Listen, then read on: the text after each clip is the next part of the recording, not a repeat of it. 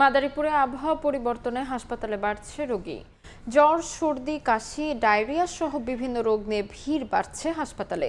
বিস্তারিত জানাতে জেলা হাসপাতালে আছেন রিপোর্টার সঞ্জয় কর্মকার অভিজিৎ। সরাসরি যাচ্ছি তার কাছে। অভিজিৎ, মাদারীপুরে পাল্লা দিয়ে বাড়ছে বিভিন্ন রোগীর সংখ্যা। আমরা সকালবেলা আজকে দেখেছি যে ডায়রিয়া ওয়ার্ডে 25টি বেড থাকার পরিবর্তিতে রোগীর সংখ্যা কিন্তু দ্বিগুণ হয়ে গেছে, অর্থাৎ একটি বেডে দুজন করেও কিন্তু রোগী দেখা গেছে। একইভাবে যে শিশু ওয়ার্ড সহ অন্যান্য যে রোগীরা তারাও কিন্তু ভিড় করছেন। আবহাওয়া পরিবর্তনের সাথে সাথে কিন্তু এই রোগগুলো দেখা গেছে বলে আমাদেরকে জানানো হয়েছে। আমরা কথা বলতেছিলাম রোগী এবং স্বজনদের সাথে।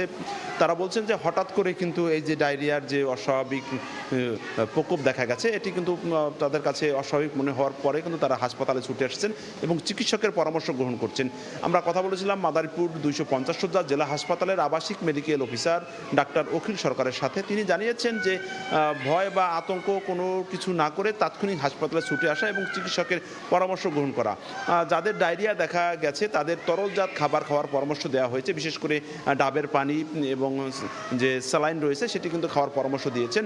পাশাপাশি যে হাসপাতাল কর্তৃপক্ষ পর্যাপ্ত চিকিৎসার ব্যবস্থা করেছেন বলে আমাদেরকে জানানো হয়েছে।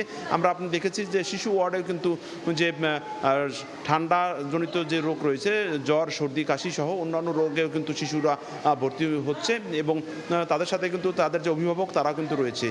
অর্থাৎ এই যে একদিকে বৃষ্টি এবং অন্যদিকে যে আবহাওয়ার পরিবর্তন, সেই কারণেই কিন্তু যে মাদারীপুরে 250 শয্যা জেলা হাসপাতালের রোগীরা ভিড় করছেন এবং অন্যান্য উপজেলা স্বাস্থ্য কমপ্লেক্সেও কিন্তু এই একই ধরনের রোগের যে উপসর্গ নিয়ে কিন্তু রোগীরা আসছেন।